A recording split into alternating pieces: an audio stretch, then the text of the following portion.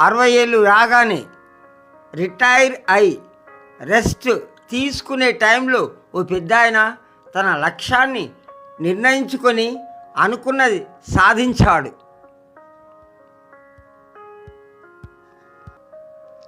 150 దేశాల్లో తాను స్థాపించిన కేఎఫ్సిని 20,000కు మించి ప్రదేశాల్లో విస్తరింపజేసి he's the real hero colonel శాండర్స్గా నిలిచాడు.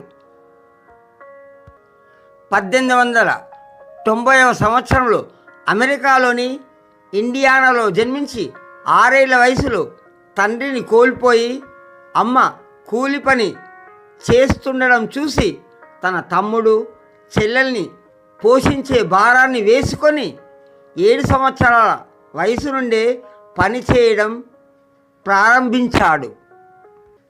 కానీ ఏ పని చేసినా ఓటమి పాలయ్యాడు. రైల్వేలో ఉద్యోగం, ఎల్ఐసి ఏజెంటు, పెయింటర్గానే కాకుండా ఎన్నో పనులు చేశాడు. కానీ ఓటమి తనను నీడలా వెంటాడింది. పెళ్లి చేసుకున్న భార్యకు 2 పిల్లలకి తండ్రి అయ్యాక తను కూడా వదిలేసింది. అయినా పిల్లల మీద ప్రేమతో తన సొంత బిడ్డని కిడ్నాప్ చేసి తీసుకెళ్దామంటే అక్కడా చివాట్లు తిన్నాడు, ఓడిపోయాడు కల్నల్ శాండర్స్. ఏ పని చేసినా ఓటమి.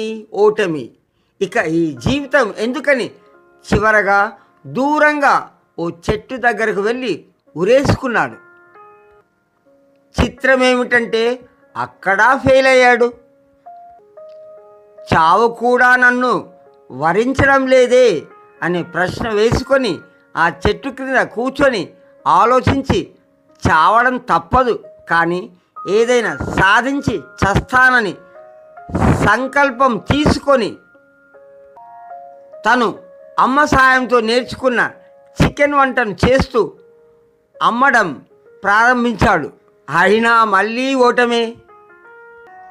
ఇక వదలని విక్రమార్కుల్లా ప్రయత్నించి తన వంటను 1,009 మందికి తినిపించగా ఒక స్నేహితుడు కల్నల్ శాండర్స్కి హెల్ప్ చేశాడు.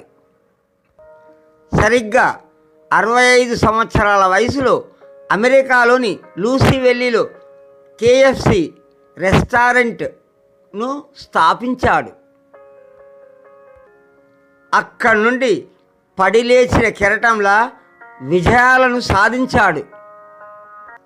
సంవత్సరానికి 23 బిలియన్లు అంటే 1,48,000 కోట్ల రూపాయలు సాధించడమే కాకుండా ప్రపంచంలో అన్ని దేశాలకు కెంటకీ ఫ్రైడ్ చికెన్ అంటే కేఎఫ్సి రెస్టారెంట్స్ దిగ్విజయంగా నడిపించి చివరకు 90వ ఏట మరణించి కల్నల్ శాండర్స్ చరిత్ర సృష్టించాడు.